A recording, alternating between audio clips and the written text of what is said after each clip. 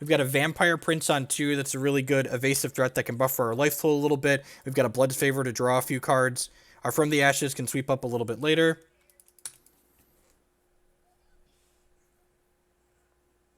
Yeah, Cosmic is the highest ranking in Hex. So you play through, there's Bronze through Platinum, and you battle through those, and you get rewards as you play through those. And then at the end of every season, which is 2 months long, the top 64 players on their constructed ladder and their limited ladder get an invite to this $5,000 cash tournament. So the tournament I'm playing on Saturday will actually only have like 120 people playing in it, which is sweet. Warp Steel, Shard Sworn. So when this comes into play, it makes an additional troop here. The mana. So if you've played Eternal copied Hex's resource system verbatim. If you haven't played Eternal before, how the resource system works is instead of having to tap specific lands, this card just asks, this costs 2 resources, and it says, have you played 2 blood resources? If so, yes. So when I play this resource, for example, it's going to ask me to choose between my 2 different colors. So I can either make a blood or I can make a diamond here. I'm going to go ahead and make a diamond with this. The resource system is a lot smoother than Magic. And I mean, like, Magic's resource system is just like 2 decades old, right? So, like, they had time to learn. So I get to play my cheap shot here, which kills my opponent's unit, gives it -1/-1, and it generates a random 1-cost troop that I get to play out here. So I'll go ahead and play my Inkheart Infuser. And when Inkheart Infuser comes into play, this is kind of the neat thing. I get to pick a card in my hand, and it's going to change the resource requirements of this card to all blood. So previously, this card cost 2 blood and 2 diamond, but now it just costs me 4 blood. So it actually kind of helps fix my resources. So my opponent activated their card, and it created kind of like token creatures here, that they are 1/1s for 1 that have speed.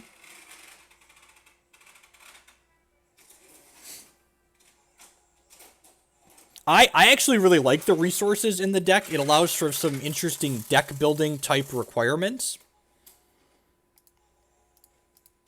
Also, it adds, like, all games, so, like, people talk about games like Hearthstone being better than Magic because the resource system is different, but, like, a game like Hearthstone, you have curve variants in Hearthstone as opposed to resource variants, so, like, instead of, like, drawing a land on turn 7 when you don't need it, you, like, draw a 2-drop on turn 7 when your opponent drew their 7-drop, so, like, their card's just more powerful than yours, so it's just, like, your card kinda does something, but not really.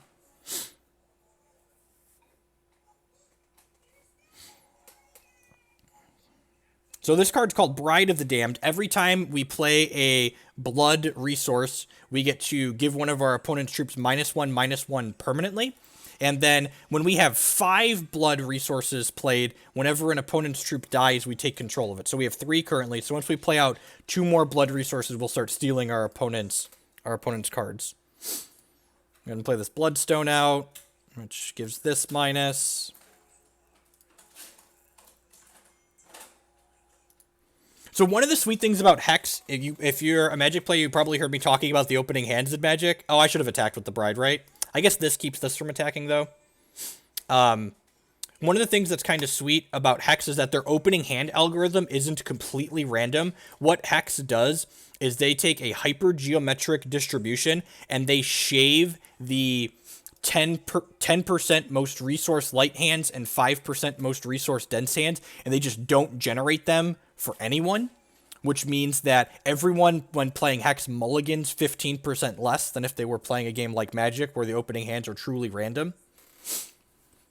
So it doesn't encourage you to play less resources than normal, but it does just give everyone a wider range of keepable hands, just because, like, you're not getting flooded or screwed in your opener as often. The rest of the cards in your deck are completely random, and, like, flood and screw still happens as the rest of the game progresses, but it doesn't happen in the opening hands. I go ahead and block with this Bride of the Damned here. They probably have a Transmogrifade to turn this into something else. Sure, so they're just readying this, which when this readies, it makes 2 of those token creatures.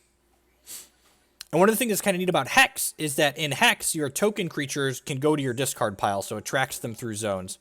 Apparatus 25 with the brand new Twitch Prime subscription. Thank you for that. I do appreciate it. And this is, so Hex has cycling lands as well, so we can pay 2 and discard this resource to gain 2 life and draw a card as opposed to playing it out.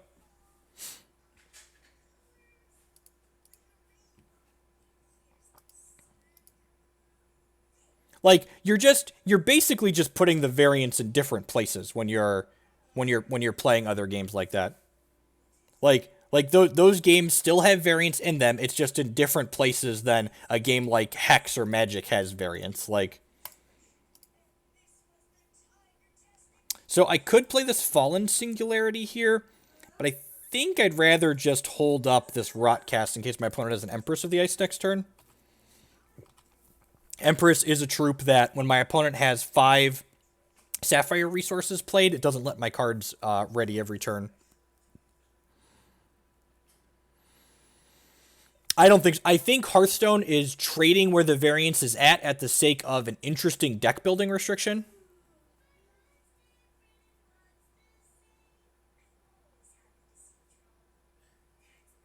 Yeah, like I said, it creates curve variance as opposed to resource variance, which resource variance is still variance, but it also adds an interesting deck building aspect to the game that adds some variety, which is nice. One of the other things that's interesting coming to Hex from Magic, if you notice here, my opponent and I have different portraits here. That's not just cosmetic. Every time you play a resource in Hex to mitigate some of that curve and resource variance, is that every time you play a resource Hex, you gain what's called a charge. And charges work towards your champion ability. So every time we play 5 resources with our Renner champion, we can draw a card off the opponent's deck and play it out.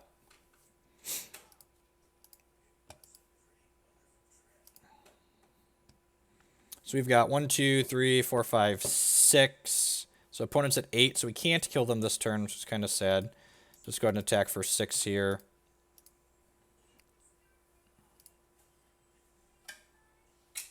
I mean, and similar games means there's less variance, right? So that's not necessarily a bad thing. The object of most competitive TCG decks is to get them to try and do the exact same thing every single game, so...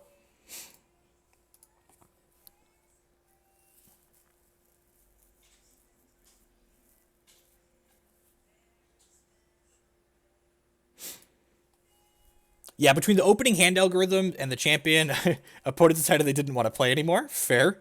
So we got to Platinum 1 here, which will give us 3 free packs on the ladder, so that's enough to draft with at some point. I'm going to keep playing Constructed, though, today with our Renner deck. So normally, the ladder matches in Hex are best 2 out of 3, but our opponent decided they didn't want to play a post-reserves game after that first beating.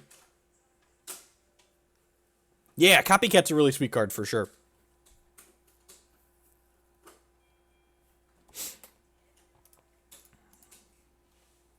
Yeah, and just between cycling resources and the champions, you just have a lot of ways to mitigate variance while still having the interesting deck building aspect that variance in the deck provides. So this thing's pretty good. We've got a 2-cost piece of removal, a 3-cost piece of removal, and a 2-cost threat and a 3-cost threat.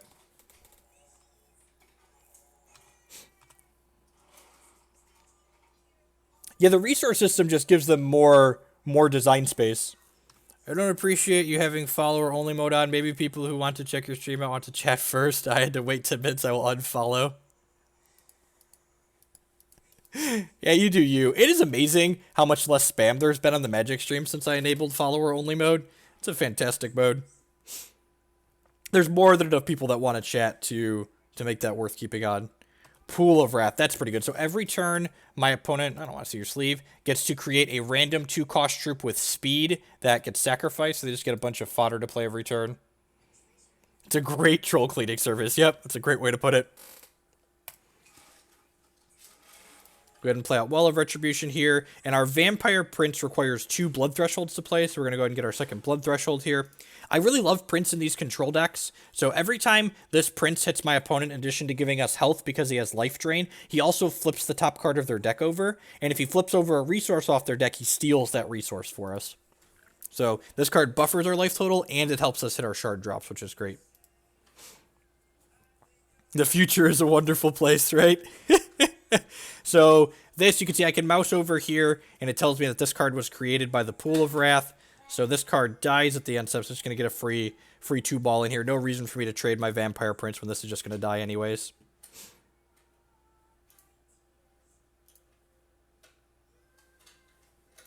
Taking jobs away from the hardworking mods.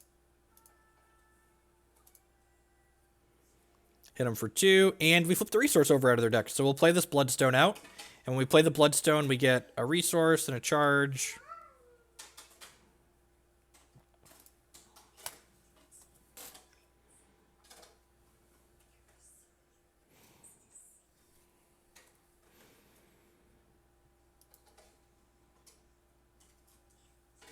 A zap. All right, so it kills my guy and gives my opponent a charge.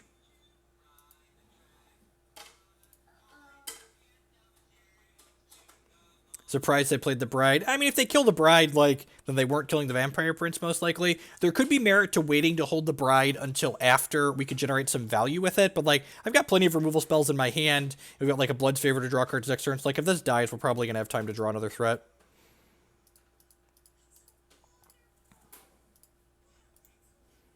So they must have a piece of removal here, right? Because, like, they didn't play out their... I guess their speed guy wouldn't have done anything, so I just blocked it. All right, I'm going to go ahead and draw 2 cards with Blood's Favor and see where that gets us. So this card can do a couple different things. When it resolves, we can either draw 2 cards and lose 2 life, make them discard a card at random, or void all of the cards in their crypt. It's basically just here as a 3-cost draw 2, though. I'm going to play this Well of Retribution out. I think I'm going to make Blood with this, so that way next turn my Bride can be active with her 5x Blood Threshold ability. A less fun Crackling Bolt. Crackling Bolt's really powerful, though, right? Like, 3 damage and a charge is huge.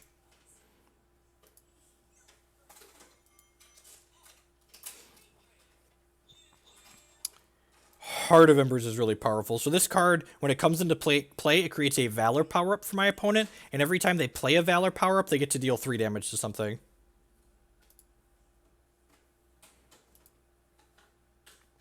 So unfortunately, my Bride's going to bite the big one there. But we can just Herofall this Heart of Embers. One of the things people talk about at Magic a lot is them just, like, not printing quality answers anymore. Herofall is just, like, such a sweet answer. Not only does it destroy the troop that it targets, but it takes every copy of that troop out of my opponent's hand and deck, so my opponent's not going to have any more Heart of Embers to play this game.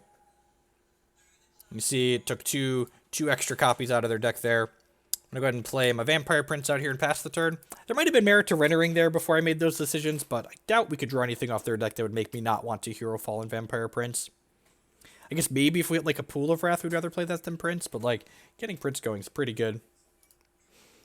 So my opponent activated their champion power. It draws them a card that they have to play this turn.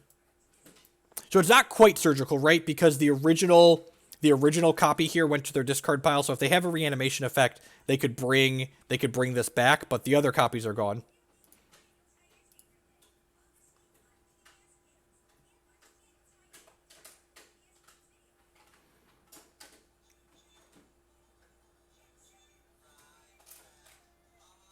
Oh, we'd like to draw a heart out of their deck? That's fair. We know we're taking all their hearts away, so we wouldn't mind drawing one before we do that.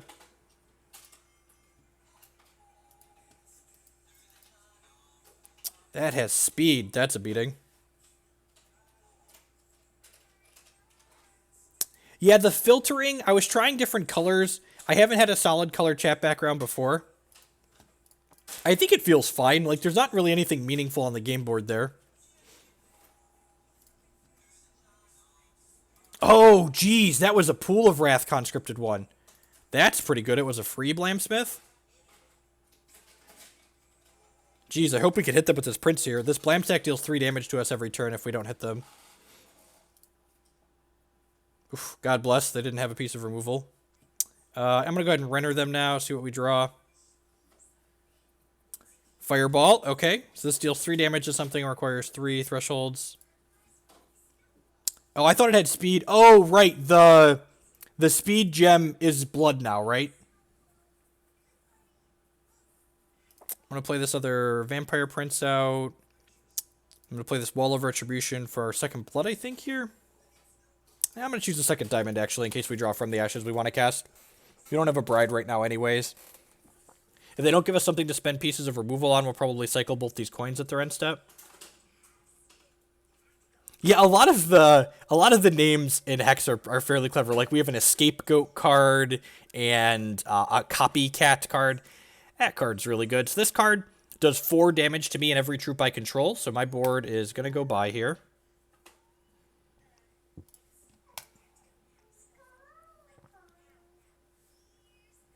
Explain gems. Oh, yeah, gems are sweet. So, gems, this is a socketed card, which you can customize this card while you're building your deck and while reserving. So this card can have slightly different effects based on the customization that you put in it, and which customizations you put in the card will depend on what thresholds or colors your deck can make.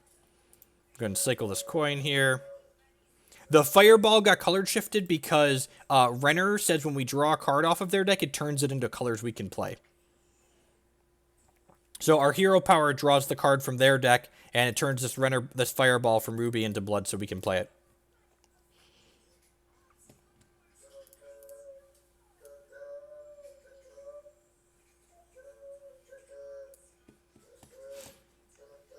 Commander Prompt. That's pretty good. So this card says all of their exhausted troops have +2 power, and all of their readied troops have +2 defense. So when this attacks, it's going to get +2 power. 10 out of 10 hero falling this this commander prompt. It'll take 2 power off of this, and it'll take all the other commander prompts out of their deck. Bonus deck is kind of sweet. Haven't seen this build before.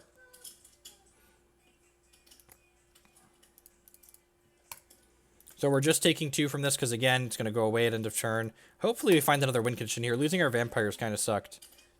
All right, I think we're just supposed to draw cards with this. We really need a win condition. Fallen Singularity is basically a win condition. So Fallen Singularity says when we play it, we choose a shard type. And at the start of every one of our turns, every troop we control that's blood is going to get +1/+1. And every time we play a blood card, so all of these cards, it gives us 2 charges towards our champion power. So probably going to play these blood cards out pretty aggressively now. They have a lot of troops in their crypt. 1, 2, 3, 4, 5. 5. This will be... Oh, that's a Matriarch of the Flames. That's kind of scary. They have a resource here. Oh, jeez. Well, we're taking 6 here down to 8. When this attacks, it creates a burn to the ground, which is basically a fireball for my opponent's hand. It says 1 + X, or X -1. Yeah, this is Ali Andrazi's deck that he wrote about on the main site. Yeah, so what we're going to do is here, we're going to go ahead and cheap shot this Righteous Outlaw. And then we're going to draw a card off their deck to see what we get. Zap, sure. We're going to play this. I'm going to go ahead and fireball this Matriarch of the Flames. And then I'm going to use this Blood's Favor to void all the troops in their crypt and gain us some life. And we can get a little bit of a buffer here. So their whole crypt's going to go, we're going to gain like 8 life here, I think. Yeah. Play Cavern Creeper out. And look, we're already up to 7 charges here because every one of these blood cards we play out gives us 2 charges. So we're basically going to be activating our champion power almost every single turn if we keep drawing a reasonable amount of resources.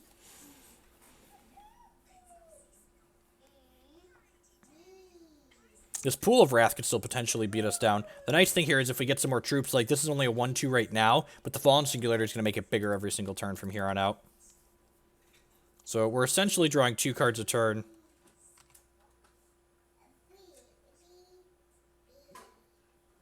So we're going to, so whenever they play a Ruby, this gets bigger permanently. We're just going to go ahead and Strangle this. Yep, definitely in response to this Valor. So kill that, get some charges. Hopefully kill that. God bless. If we got like Blitz there, I just want to like vomit all over the place. Acolyte of Shoku, sure. Ugh. That's, yep.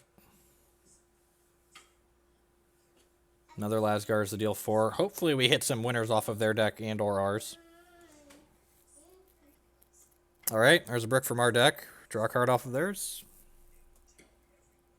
Alright, we have a Pool of Wrath of our own. Actually, this is gonna like guarantee the Fallen Singularity is gonna do stuff, right? Because now like this generates a blood troop for us every turn that's gonna give us charges with this.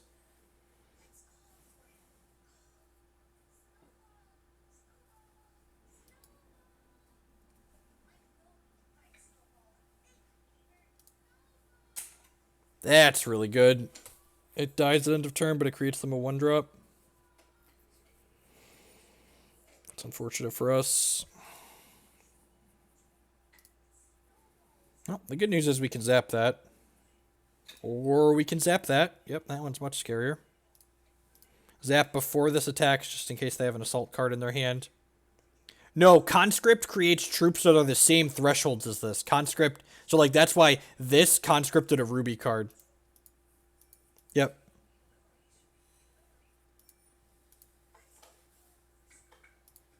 So this gives us a random 2-drop that dies at our end of turn here.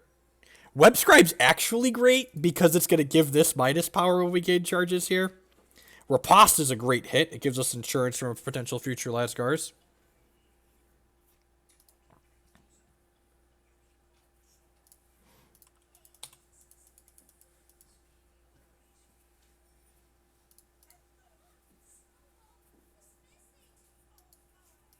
All right. If we can wait. I think having insurance for another Lasgars in this Riposte means it makes this excellent for us. Oh, they have a burn to the ground in their hand that we know about. Yeah, the back and forth of this game has been real good.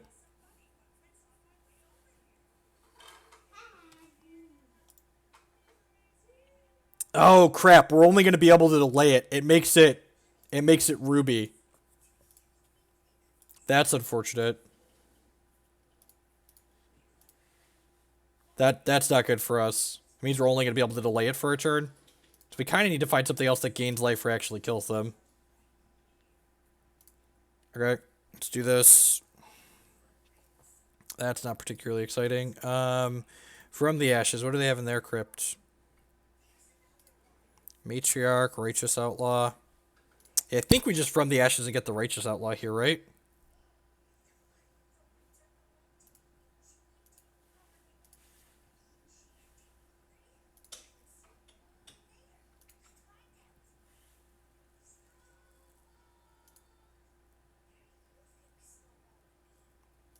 We can cast the thing we riposte now. Good call.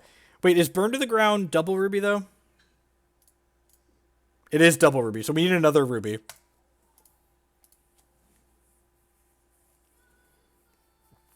What value? Man, Renner, he's a problem solver. It's a shame we can't activate our champion power more than once a turn.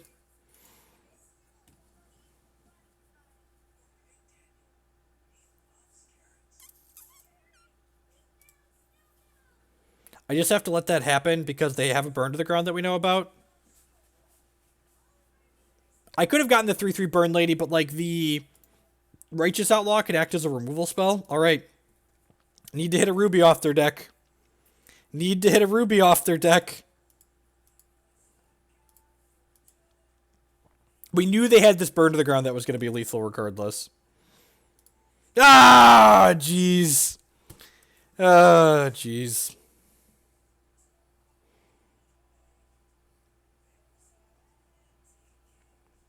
They have another bird to the ground in their hand.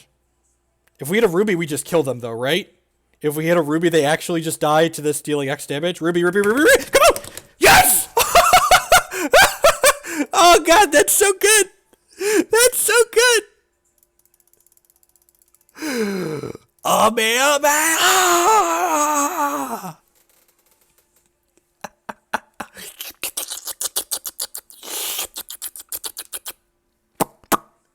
Thank you for the help, opponent. I do appreciate it. Ha! Got him. Alright, Blackheart Paladin sounds great. Vampire Princess seems fine. Cheap Shot seems fine. I kind of want the extra rock cast. From the Ashes doesn't seem particularly good. Fallen Singularity, I probably don't want all of them.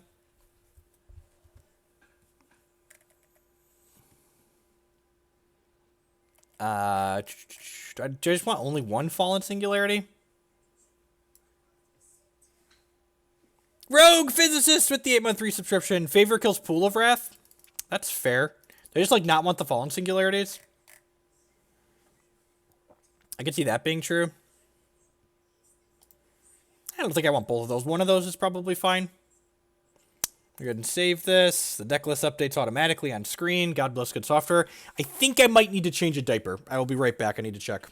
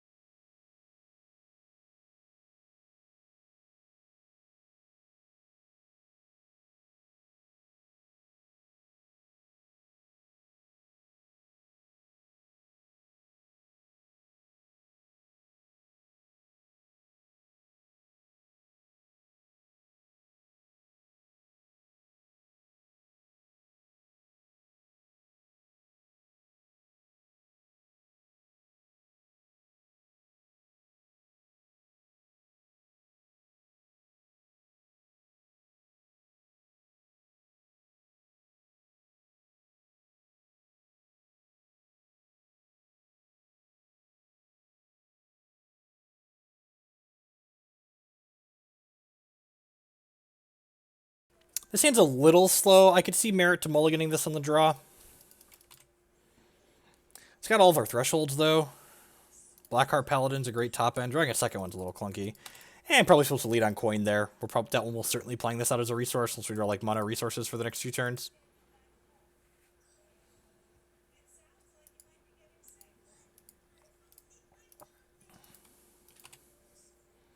No plays for the first couple turns is great for us. Play the coin here and pass back.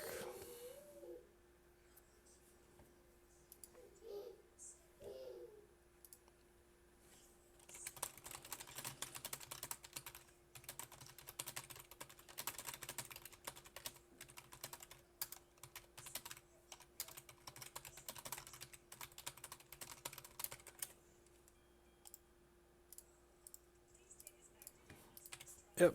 Good target for Herofall.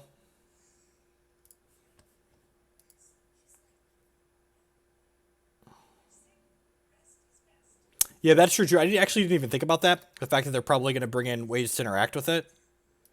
But, like, it's actually just, like it was fine there, but I think, like, just having, like, Blackheart Paladin's better.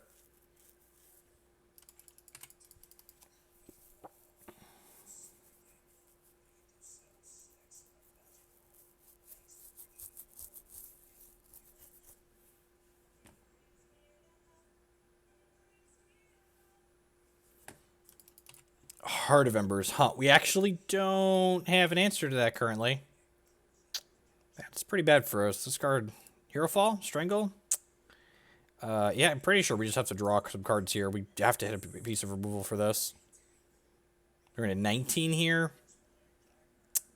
That is not exciting. They're going to have to Valor this and shoot us for 3 and then attack us for 4. So they put us 12 this turn. If they have a second Heart of Embers, we're just going to die, basically.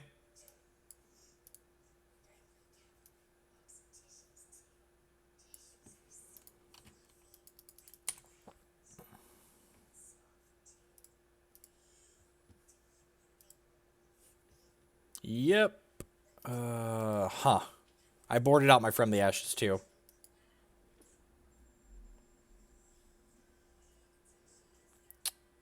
So we're, like, actually just dead here. Let's draw a card off of their deck, but I'm pretty sure we're just, like, dead to these Heart of Embers. Like, they have 2 Valors in their hand, and each of these deal 3 damage when they play a Valor, so they're just going to get to, like, 12 us next turn. Alright, super de-duper dead. We said that hand was probably too slow, and lo and behold it was.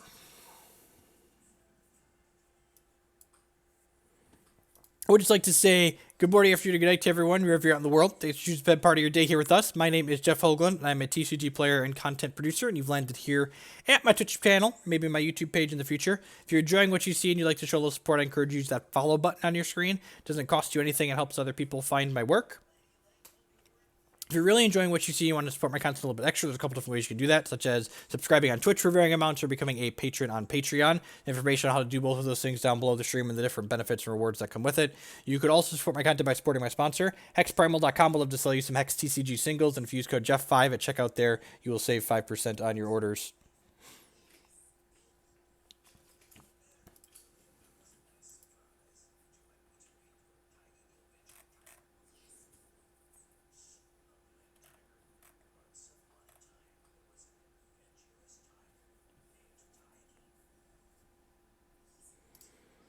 Love to go first for the third and final game. This hand's not, this hand's actually just really good, right? We've got cheap shot on 1, into Prince, into Princess, into Prince, into Herofall, potentially.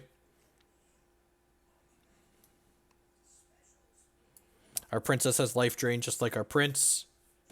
Every time our Vampire Princess hits the opponent for damage, we reveal a card at random from their hand, and if we reveal an action, we take it from them. In addition to buffering our life total nicely.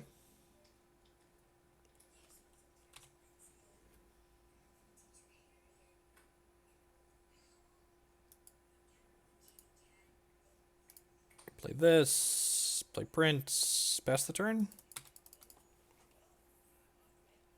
Hopefully Prince can find us some resource off the top of their deck. Yeah, right, the Ragefire. Their deck probably a little bit too trim for that. This matchup seems like it's probably kind of hard for us, right? Like Pool of Wrath It's kind of difficult for us to interact with. That first game was close, and they just ran us out of the second game. Play this diamond, play this princess. Yeah, like, the vampires are hard to race, right? And, like, this vampire princess blocks pretty well, too. It's a 2/3. We know they have multiple zaps in their deck. Feed the flames. Huh. This card's probably constructed playable, right? Just, like, deal 3 for 2, cleans up early, and, like, deal 6, kills most of the late plays, too.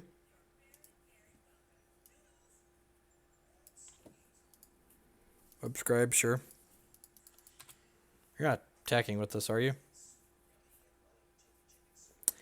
I guess this attack represents Cremate, so I'm not going to block. Because they play a resource and then Cremate afterwards, they can kill my Vampire Princess. Whoa! Just a straight bluff attack. Love it, opponent. Love the stones. Probably have a Lasgar's Vengeance in their hand then, right? So, show me a Lasgar's Vengeance. Rats. Matriarch of the Flames. Oh, we flipped the Lasgar's Vengeance off the top of their deck. I'm just going to go ahead and pass the turn here. I really don't want to play another threat into a potential Lasgar's. And I want to hold up a Herofall for that Matriarch of the Flames we just saw.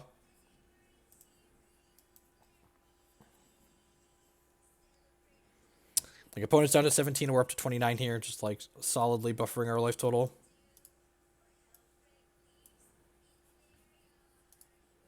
It's going to be a bit of a cheap shot here. Don't let them attack with it because it triggers Lasgar's Vengeance.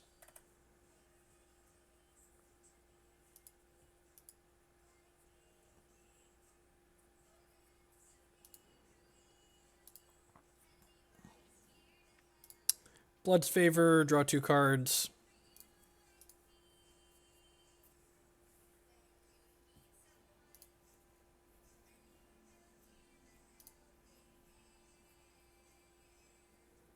Draw a card off the top of their deck. Rats! We would have gotten that resource anyways with the Vampire Prince. Alright, Princess, show me what you're working with. Same Matriarch of the Flames. What a tilt! What a tilt. Yeah, I'm just gonna play Naive Lackey out here. We clearly should have known the sequencing of the cards in their deck, the ordering of them.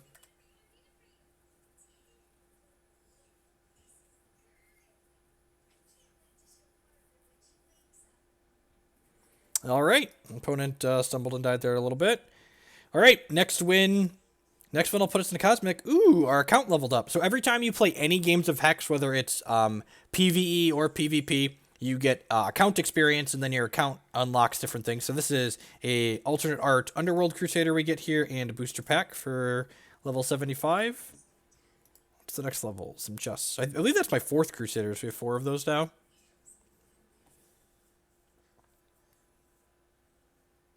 I mean, how did they restructure? They really didn't change anything, right? Like, honestly, like, the structure of the SCG tour changing really didn't affect my compel to like go to them all. Like, I played an insane amount of Magic events like the last 3 years, like 30 plus weekends for the last 2 or 3 years, and I needed some time from home, and like Hex has cash tournaments that I can play from home every single weekend now, so it's kind of hard to justify like making a giant trek out. Like, you know, an open weekend if I'm driving costs me $200. An open weekend if I'm flying costs me $500 or $600. So like, that's a pretty huge cost for a trip like that.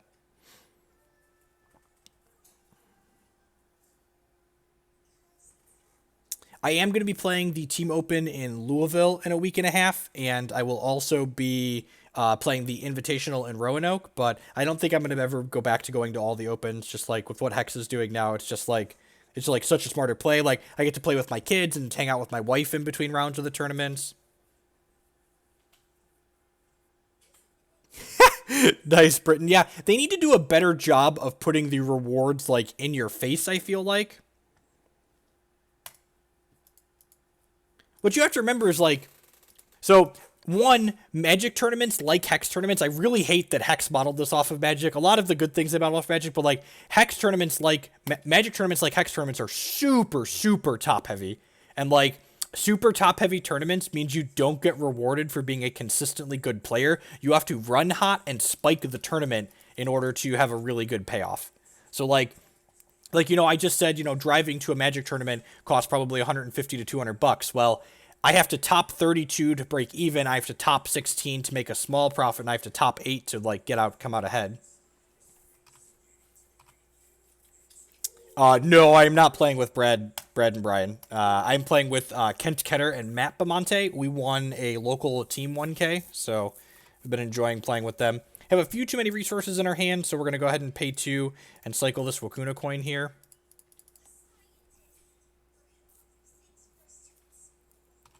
It's pretty good. So we want to try, hopefully we have 2 shots at drawing a piece of removal here.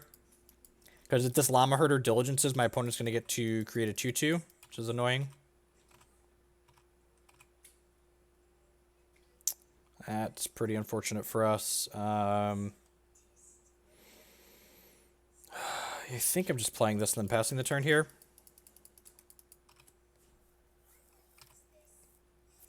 Hex is an extremely good deal.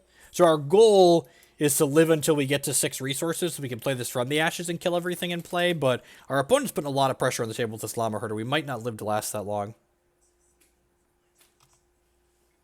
Correct. That is completely correct. They are, and they're team constructed events, so my team will be myself and my 2 friends, and we'll be playing Standard, Modern, and Legacy between the 3 of us. Oh, we're definitely calling it Hex Heroes. I mean, like, all 3 of us are on the Hex Heroes team for Hex, so why wouldn't we call it Hex Heroes, right? God, that's pretty unfortunate for us that we haven't drawn... And we haven't drawn a piece of removal yet for the stupid Llama Herder. I think I'm just supposed to play this coin out here, so that way I can guaranteed play this from the ashes on 6 if I live to get there.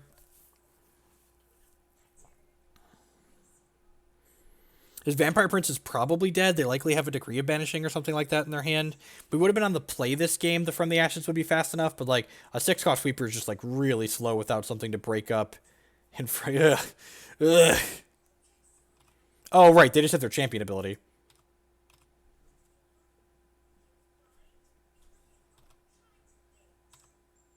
I mean, well, the good news is they're not making more llamas.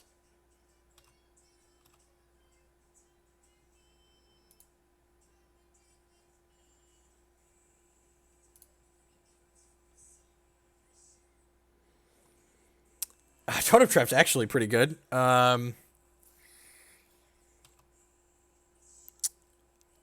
Yeah, hopefully this gets to block, and then between Totem Trap and Cheap Shot, we can survive here.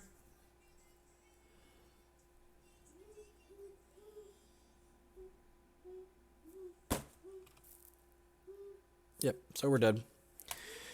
And that's like the control deck problem, right? Like we had resources, we had non-resources, but like our opponent, just like our answers didn't line up well, so we died.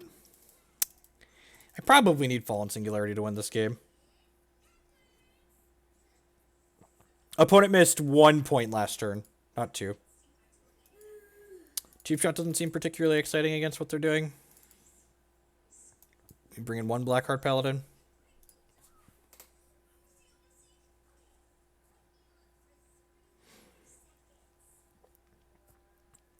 Kent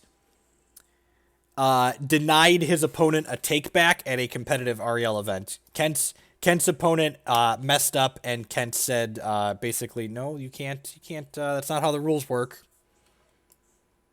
And when judges got involved, the judges were like, yeah, that's how the rules work.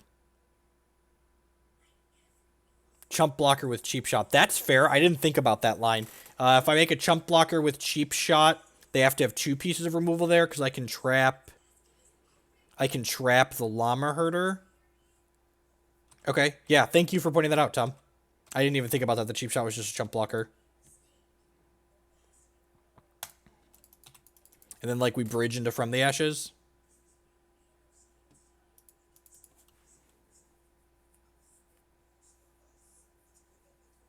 Correct, yeah. There was an entire, basically a large following of casual players were really upset because, like, what Kent did, like, the way the rules work are different at competitive events versus casual events, and basically the casual players were upset that Kent held the opponent he was playing to the competitive rules of the game.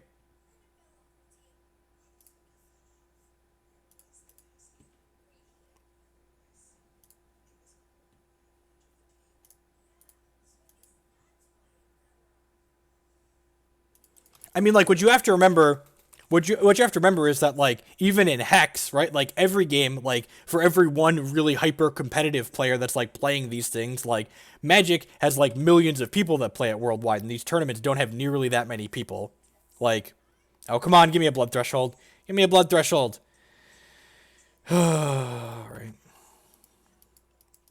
Kill that. Whenever this attacks, there's a possibility of drawing a card. And look at, and this is again, you know, control deck things. We are playing a 27 resource deck. We kept, we only had a 2 resource opener, I guess, right? But like, we drew 2 extra cards and we missed our resource drop here.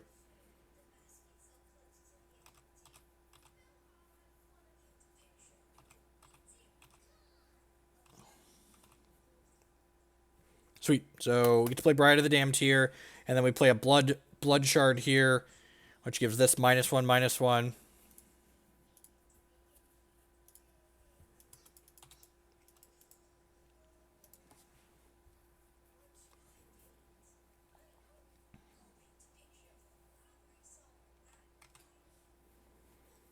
Degree of Banishing, sure. Opponent's killing our thing, but like they don't have any pressure on the table. Hopefully we hit a resource next turn so we get to play this Fallen Singularity out. A non-slow resource, sorry. Perfect. I'm going to get our second diamond with this since we have more blood than diamond in our deck. Actually, I'm going to get the blood because our opponent has diamond resources in their deck, so there's a good chance we just Renner our second diamond threshold for the From the Ashes here.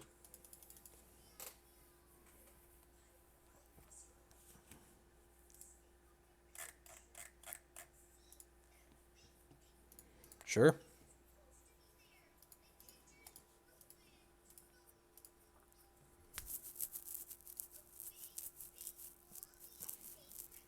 I love when a good plan comes together. Don't you all? Don't you love when a good plan comes together?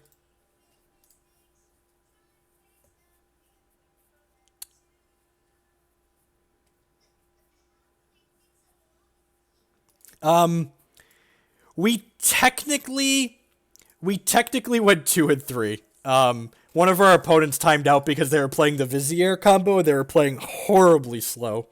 So we 3-2'd the league, so we didn't spew moto value, but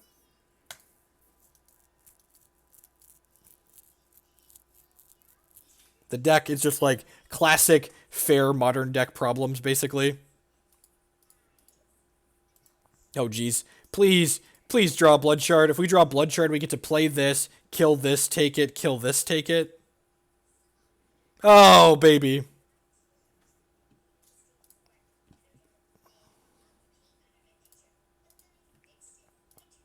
Oh, yeah, that game's over. The control deck can't always leverage the stumble and die, but that game we did.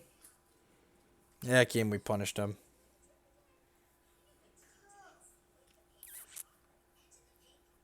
And you know what's funny, actually, Ace? They would have actually been able to kill us if they would have just, like, they, like, AFK'd for, like, 5 minutes at one point early in the match.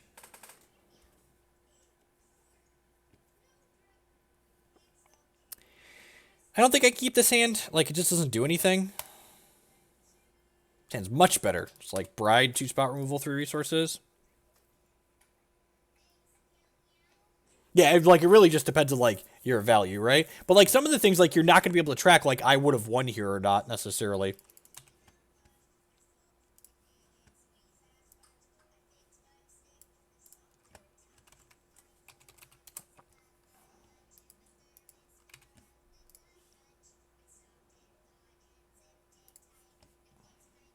Play this and pass the turn.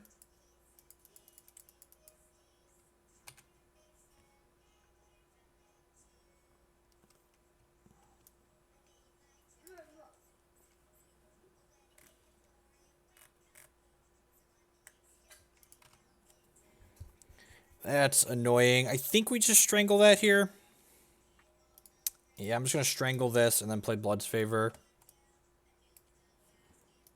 So when that dies, they get 2 1/1s. I can clean those up with Bride down the line here. Maybe I'm supposed to play this for a diamond there, so that way I can play that Blood with Bride next turn. Draw some cards, lose some life. Yeah, I definitely missequenced my resources there. I guess next turn I can go Prince into Diamond.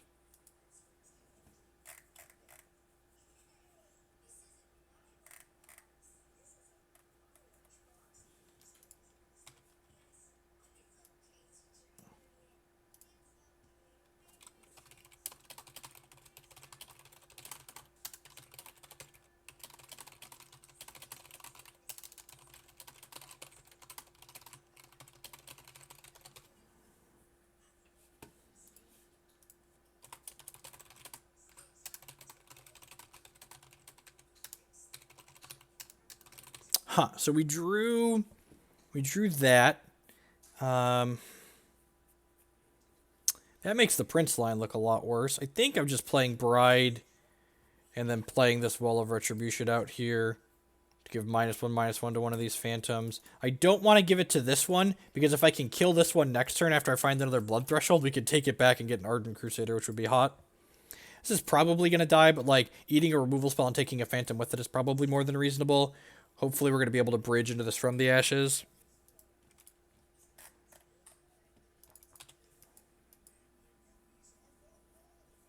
Okay.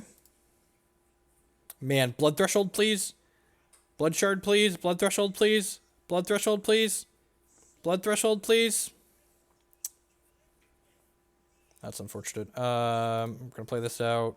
Now we want to draw a Diamond off of their deck. Perfect. Yeah, I think I'm just going to play this to buffer my life total, basically. I don't want to take a super big hit next turn. I can cycle this coin I have as well.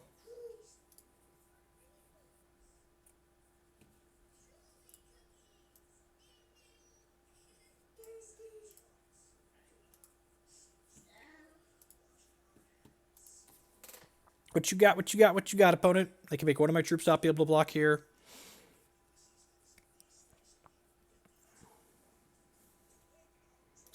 Okay.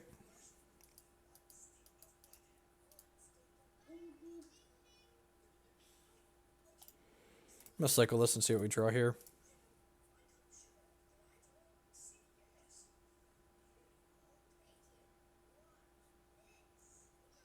5, 6, 7, 8, 9. Yeah, I'm just going to go to 9 here.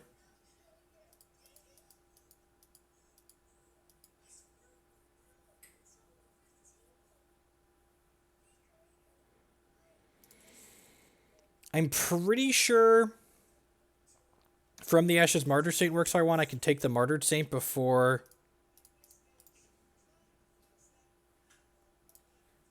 I'm pretty sure I can take this before they're able to do anything. Before it's able to flip back, I mean.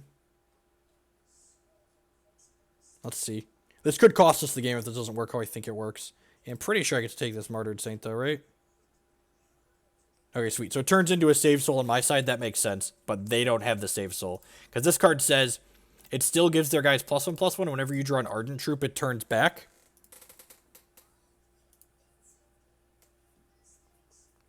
Having a follow-up from the Ashes here will be pretty good. I was pretty sure getting the constant was going to be the result, but if they got the constant, we were likely going to die.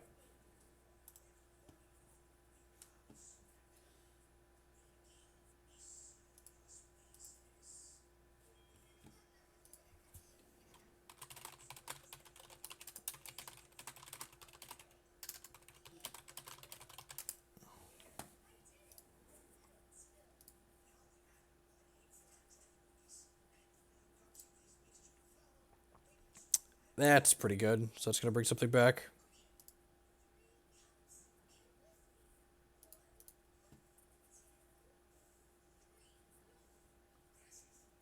Bring the Ardent Crusader back, yep.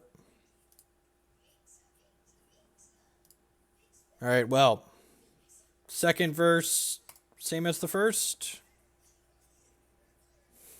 Take their Daughter of the Poet, because it has life drain here. I also don't want them to play a daughter and get back this daughter.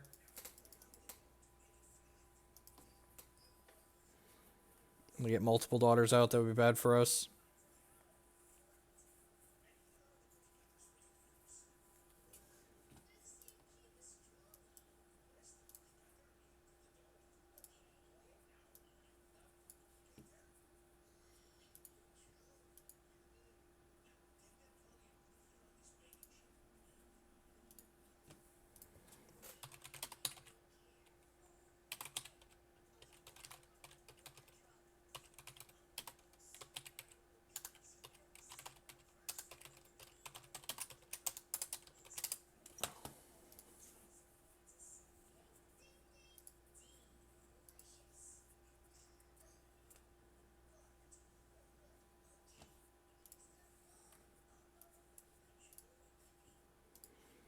Okay, They are putting up a fight here. Probably want to kill this. Yeah. So I have to Herofall this one, unfortunately. But that lets me attack in with the Daughter of the Poet and then not to trade with it, which is good for us. It does mean I can't play the Fallen Singularity this turn, which kind of sucks. But I think getting in this life total buffer a little bit is worthwhile.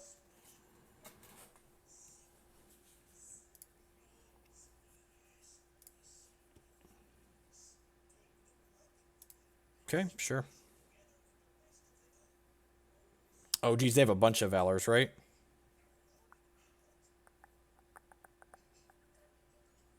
Yep.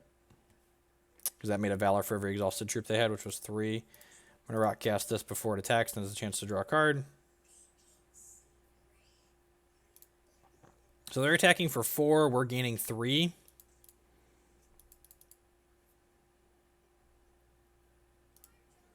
Need to draw some removal real bad.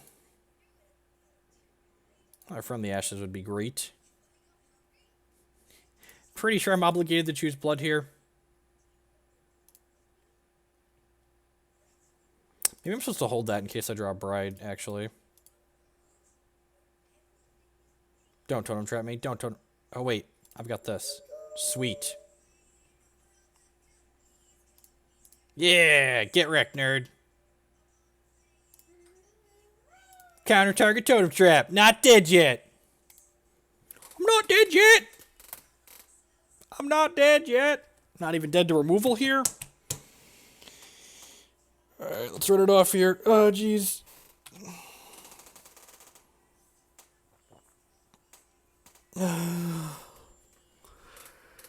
Oh, let's hopefully not draw a resource. Don't have a thing. Don't do it. Opponent's on 1 charge right now. I can drag that down so you can see that.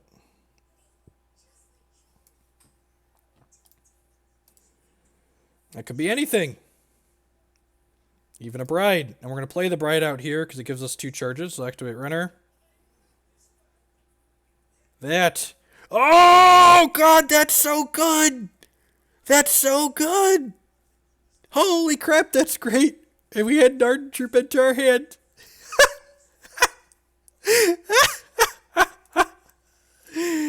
GG, opponent. That's so good.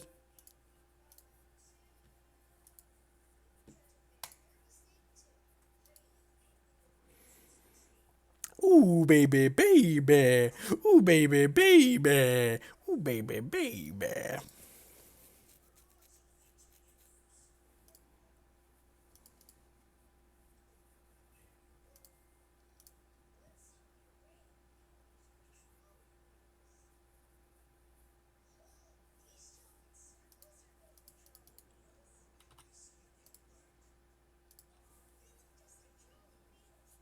Watch them like have drawn removal here and have said GG and actually have me dead.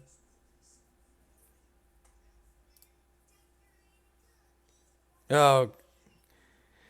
Alright, well, I'm not dead yet.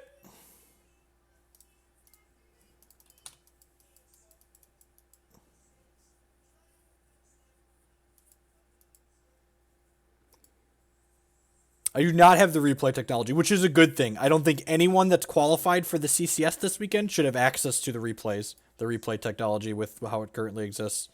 Look at that. Into Cosmic at 58th here.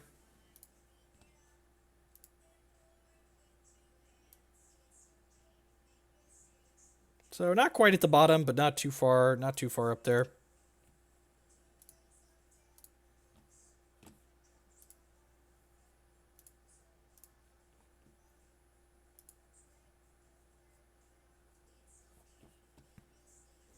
They added a replay functionality, queued for the CCS GG, right?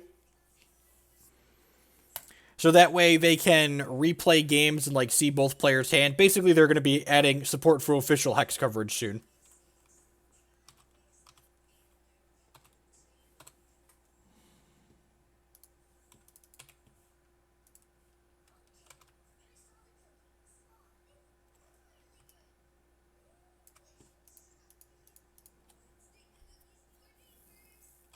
Yeah, but it's not going to be a while before, like, they could use that replay feature to, like, cast the CCS this weekend even, which would be awesome. Like, having official coverage for things like that is a fantastic step forward and something they desperately need to push Hex forward.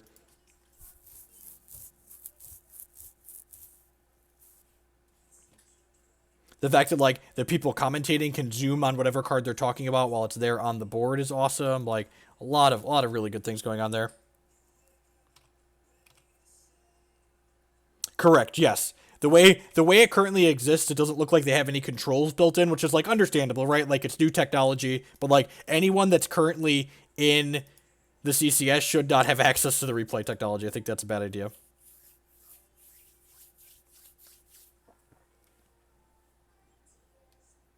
Until they add some controls to it. Well, we're both missing our resource drops, but I have another cheap shot here at least, so let's get that vampire out of there. Ding.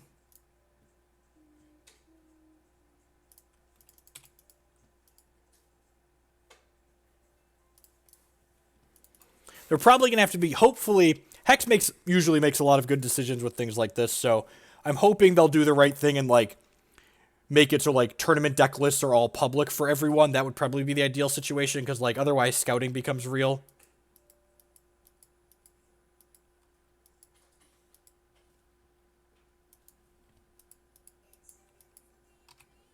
Yeah, like if someone else in the CCS can, like, search and, like, see that I've played Kent Ketter, 40 matches in the last 2 weeks, and, like, go look and see at the decks that we're playing and testing, which is not a good thing. So they plan to add some user controls. It's just very early, but it's a good thing overall, for sure.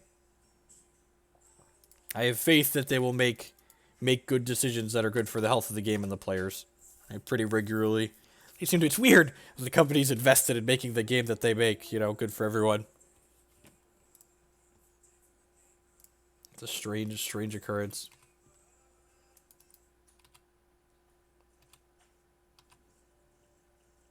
Opponent digging for shards here.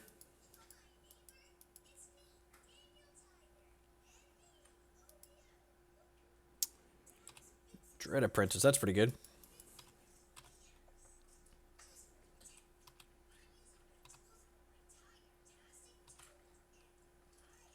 Yeah, like our private matches, the results of those don't get posted anywhere online. Huh. Am I supposed to just set up Singularity here? I think I'm just supposed to set up Singularity here.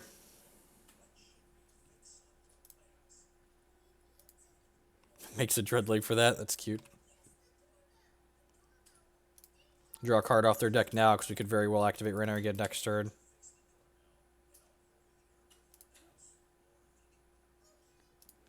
Yeah, it's not like Magic, where, like, Magic's brand is so huge that, like, Wizards can fuck up again and again and again, and there's still going to be people that are like, oh, they're the best, they're the greatest. And, like, Magic's a great game, but, like, they've definitely made some boo-boos recently, especially.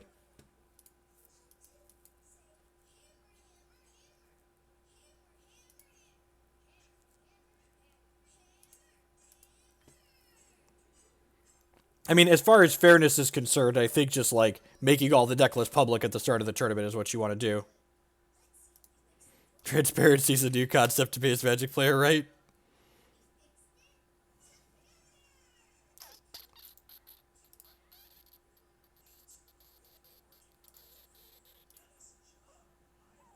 Am I just playing this?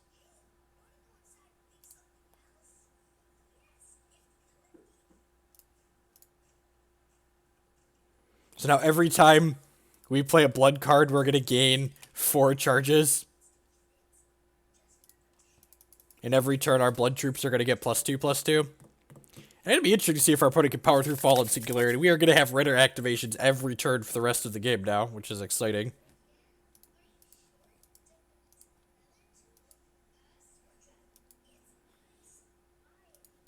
So they'll sack this here. Maybe we'll just deck our opponent with Renner. Just like 2 cards a turn coming off their deck.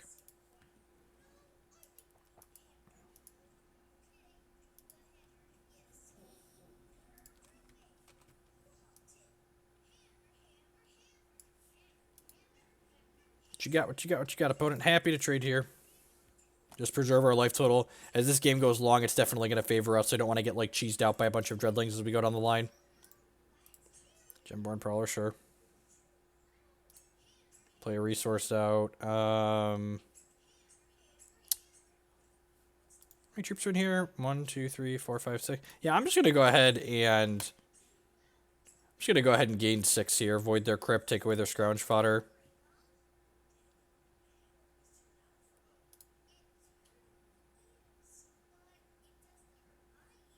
I'd love a Herofall, thank you.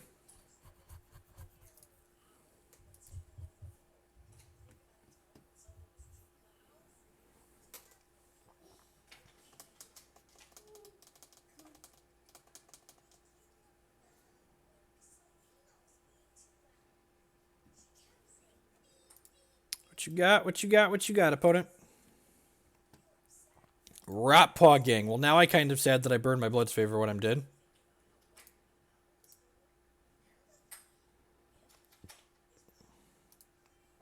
That's fine. This can just hit me.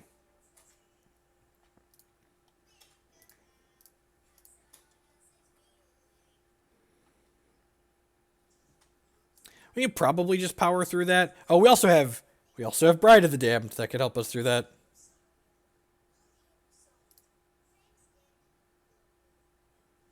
Maybe I should have just played the Bride out there.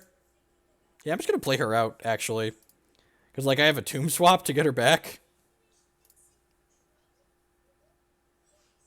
Yeah, screw it. Let's just take this.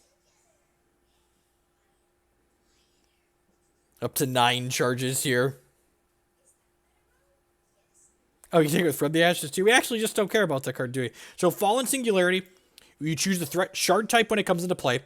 And then every turn, each of our troops, that's that shard type. So, every turn, all of our blood troops are going to get +1/+1 from each of these.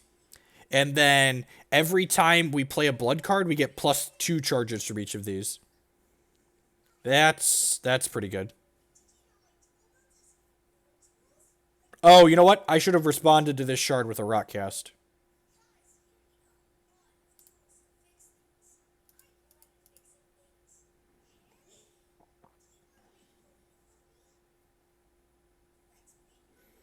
So I'm just going to let this happen because I'm going to From the Ashes next turn. Yeah.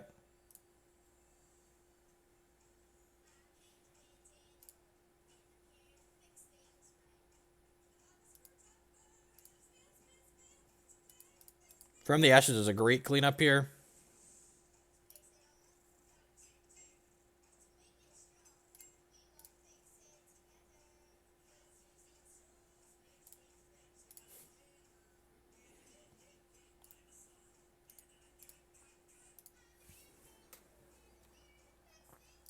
I guess I should have attacked this in first, because I possibly could have traded or got 3 points of damage in. So yeah, not attacking with that first was wrong.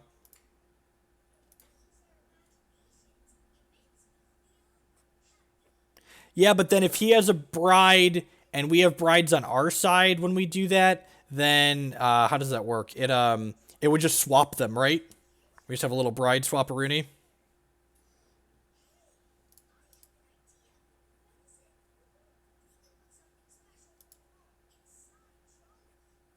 It was a 1/1. Well, they still would have blocked it then. And if they block it, then if they block it, then it goes and then it gets swept away with the From the Ashes.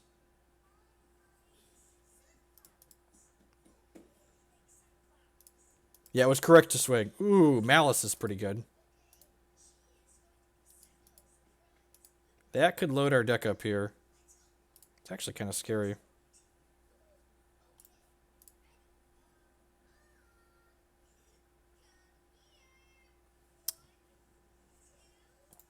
Or as we call it, a swing party. I think I'm just passing the turn for now.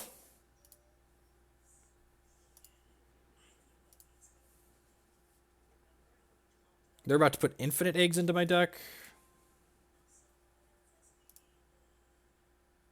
I don't have anything other than Rotpaw in here that's worth getting is the problem.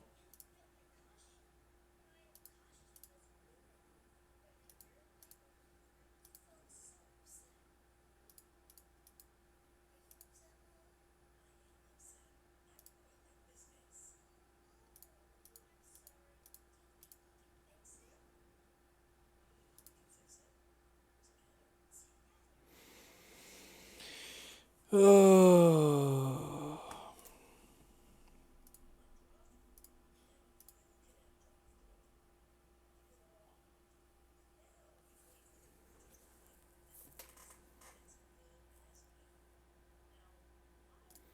That's fair. Just like get the Dread Technomancer back.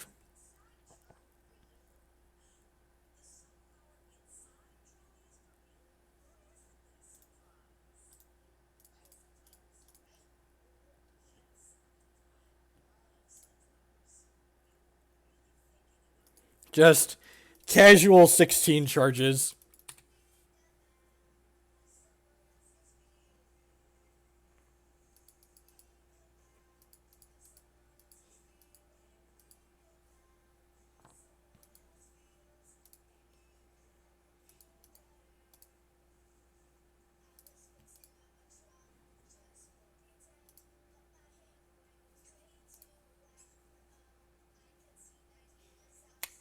Do I just void their crypt? Start by drawing a card off their deck. I'm going to cheap shot this to get a random conscript. Probably to sacrifice to Rotpaw Gang. Yeah, almost certainly. Just 19 charges. Actually, I'm just going to sacrifice both of these, right? Just to put Life Drain and Flight on this duder.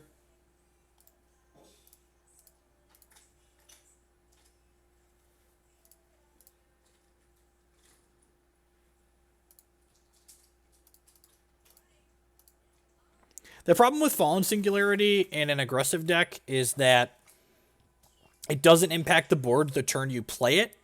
So, like, you have to wait a turn cycle to have pop for it to make an impact. They're just, like, hoping I draw some spiders here.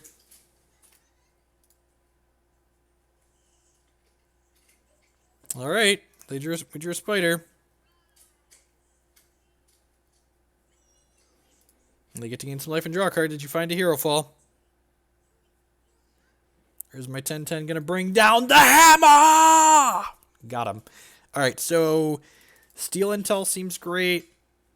Rockcast seems fine. Fallen Singularity. Prince is pretty bad against an opposing Bride deck. Loregoyle seems fine. I don't hate Blackheart Paladin. Is it better than anything else I'm playing? Cheap Shot doesn't seem particularly great. Just bring in those. Maybe split the difference here, bring in a couple of princesses, pressure their hand. I like this.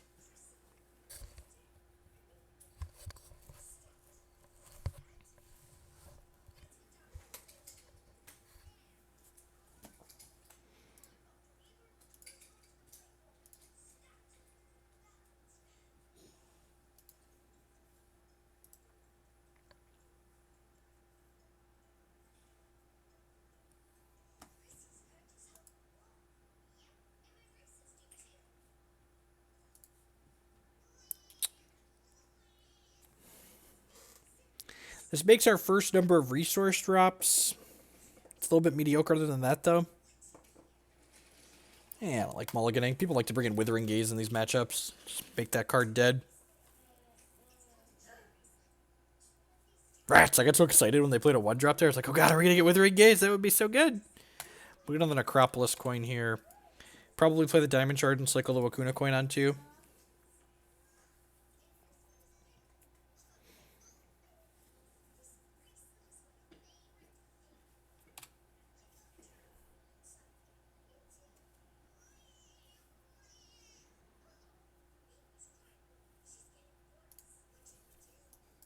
Steel and Zell will probably be good down the line. Let's just take a card out of our opponent's crypt and puts it into our hand.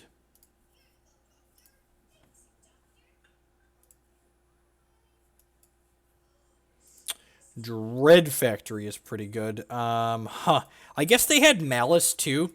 You know what? I definitely should have brought in the Diamond's Favors, right? Like 10 out of 10 messed that up. Yeah, should have brought in the Diamond's Favors. Who definitely get run out of the game by their constants. They left their Vampire Princes in a Bride Mirror. Okay, no, to each their own. We'll play Princess this turn. Next time I'll play Bride and then kill their thing.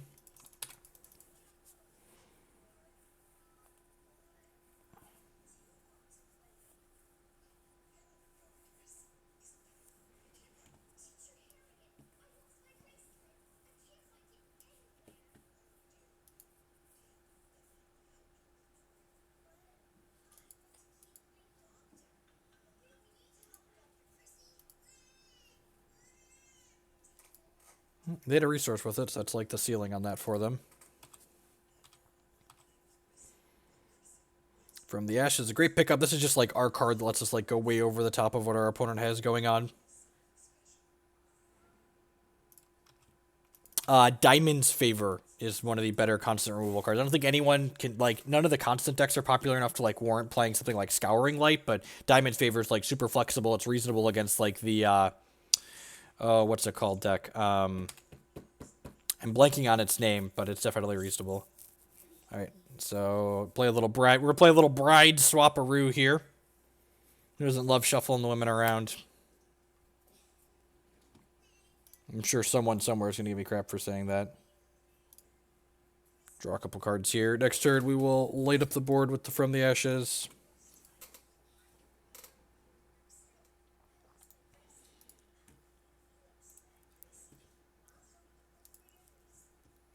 Yep, up to 4.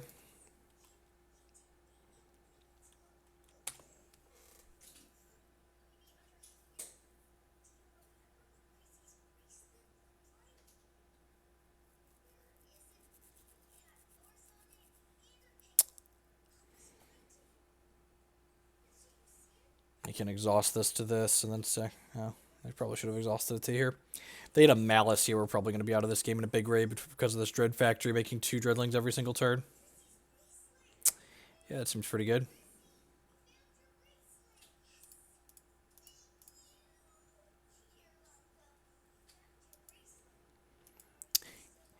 Back in my day, we didn't have Psychic Ascension. You had to kill them with Relentless Corruption when the hero followed your troops. Rabble, rabble, rabble. Rabble, rabble, rabble.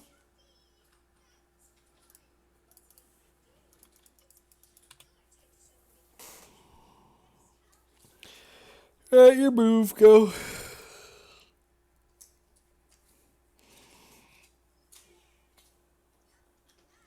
Oh, team swapping the bride.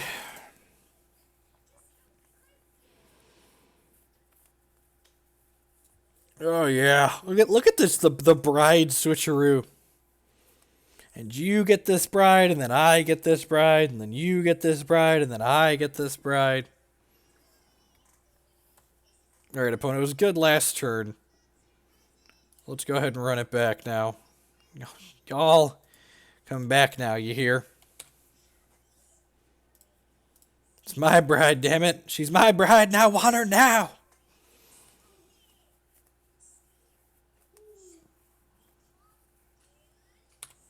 Down to 7. Could get nickel and dimed out of this game. Oh, jeez. They just picked their bride back up again. Oh, no. Oh, we're just dead? Oh, no. Just dead. Yep. Okay. Well played, opponent.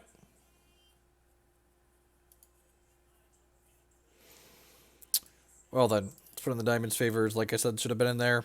Probably. Oh, Blackheart Paladin actually seems really good. They're a little bit more Dreadling based than I was expecting.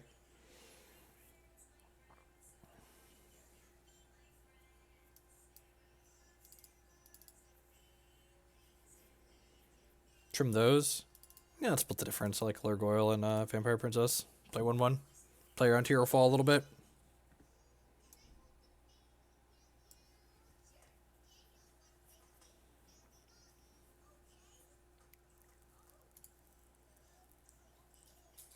I don't understand. They got the common instead of the $25 card. What is wrong?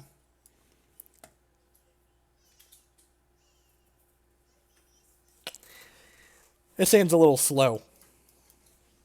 But I'll take it. We can cycle this coin on too if we need to find some quick action.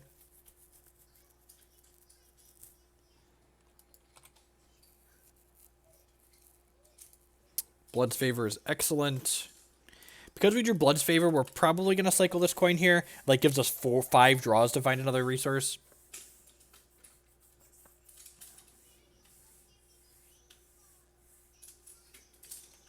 That, yep, I'm glad we have the Diamond Savers in our deck. Otherwise, this just on turn 2 is probably pretty tough to beat.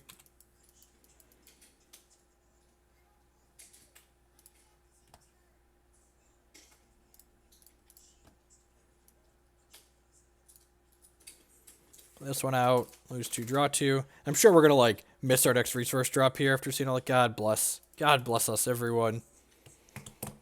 Hopefully we get to play this Fallen Singularity on 5 and then run away with the game with Renner while they malice us.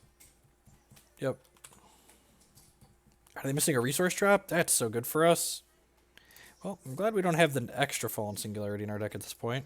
Let's kill that. Pass the turn back. I don't want them to, like, draw a third resource after they, like, Zenthal's Hunger to sacrifice that, too. They all play some number of Zenthal's Hunger, it feels like, these days. Miss again? I would love for you to miss again, opponent. Rats! We're so unlucky. Yep. Yeah, that's really good, because now they get to sacrifice it. Draw 2 cards. Please play something for me to strangle. Please play something for me to strangle. Alright, non-slow resource here. Remember that time we cycled the coin because we were greedy? Pepperidge Farm remembers. So, like, if we wouldn't have cycled that coin, we'd have hit the resource. We'd have had the resource here so we could play the Fallen Singularity. And then, like, just run away with the Renner activations.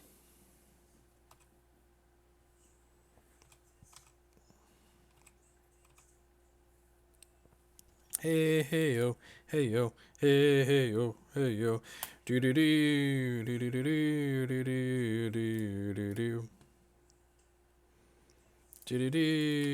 do do do. Should start activating this ASAP so we can make sure we don't get caught up with too many charges like we did that other game. All right.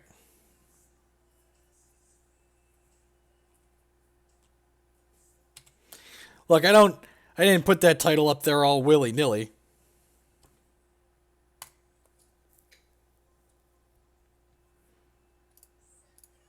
All right.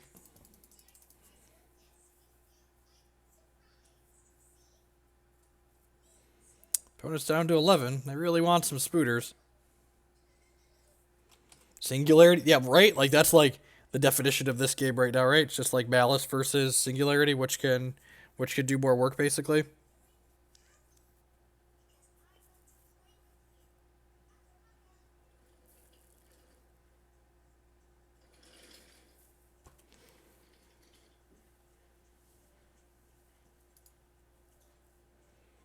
Gives us 4 charges.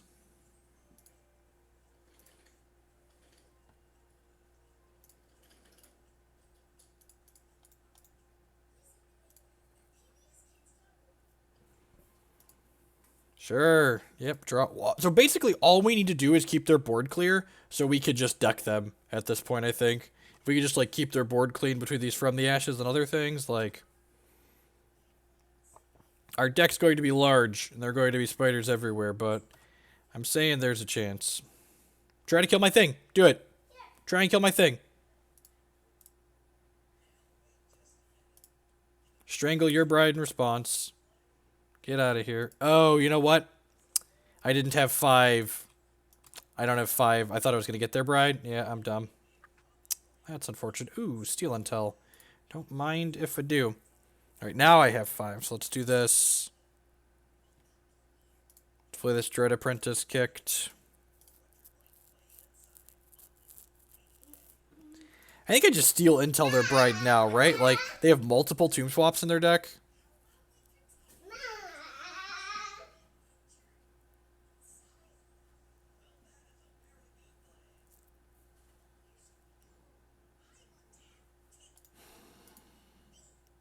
Nah, if they swap, I could just Herofall their idiot. That's fine. I'm just gonna leave this for now. We could scrounge it next turn. We just need to play 1 blood card and a resource every turn to keep rendering them. Let's do the Renner again. Let's do the Renner again.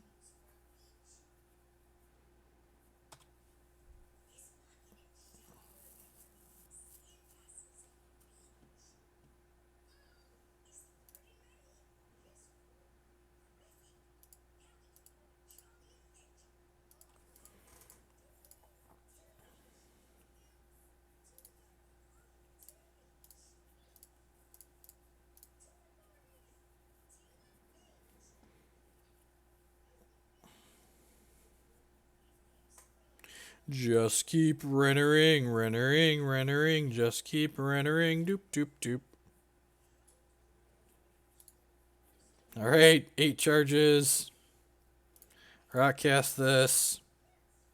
12 charges. They go to kill mine in response. A Herofall theirs in response. So now I end up with a bride. They're out of brides. Now my bride dies and they don't get it. Go. 16. We'll call this story 16 charges later.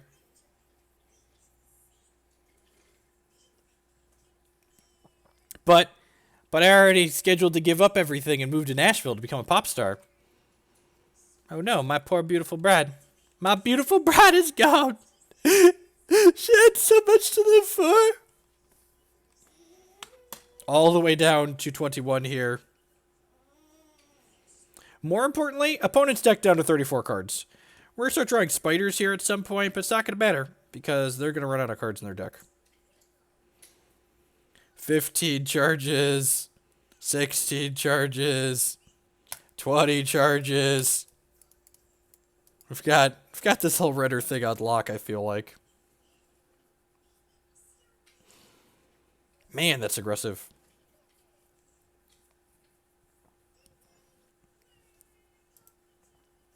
And it's probably just all removal, right? Like there's no way you go that low without having a bunch of removal in your hand.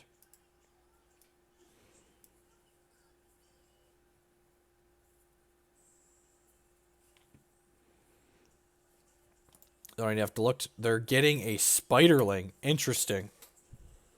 So for sure, maybe they don't have a piece of removal in their hand then? They just need to draw 2 here?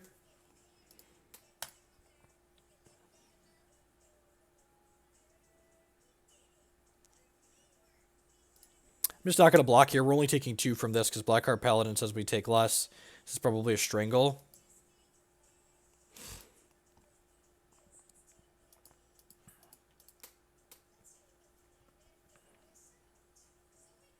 Sure. Yazukan.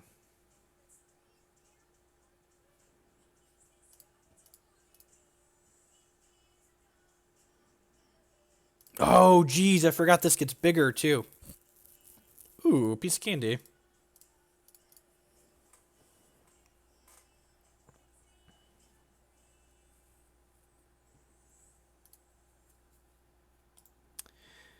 Don't avoid their cryptors, it's still a little early.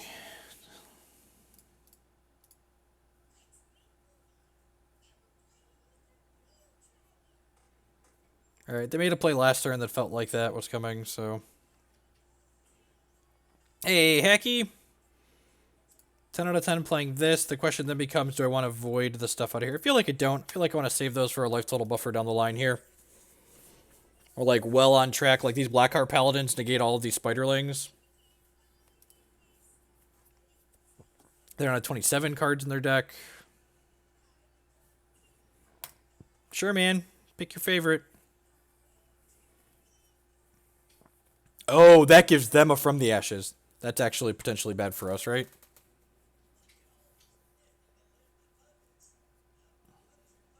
Hey, Elwins.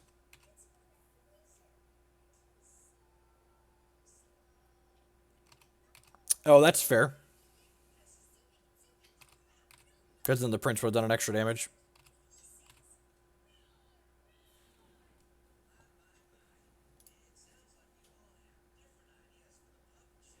Alright, so now that there's a From the Ashes in their deck, I am not going to...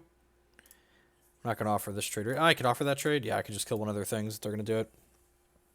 Now that there's a From the Ashes in their deck, I'm not going to play out any more threats. Yeah, right?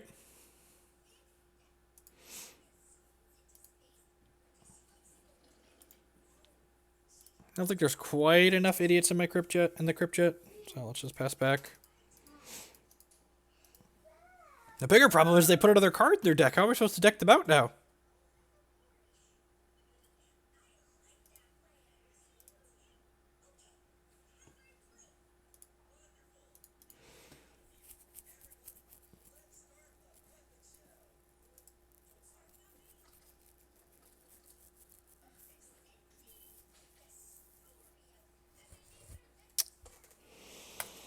Alright, they're taking our safety nets away.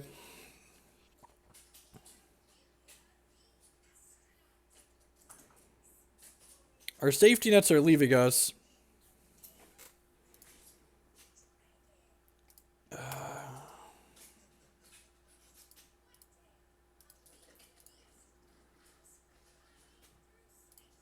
Okay, I think the fact that we missed on spiders here means that we just, like, kill both of these and try and kill them.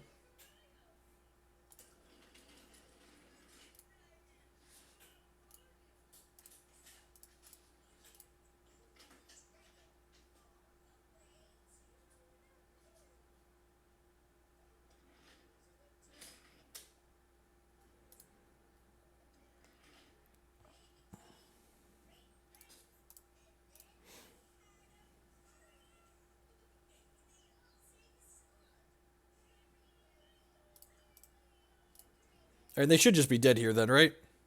The casual 31 charges of a screenshot this. Alright, they're dead.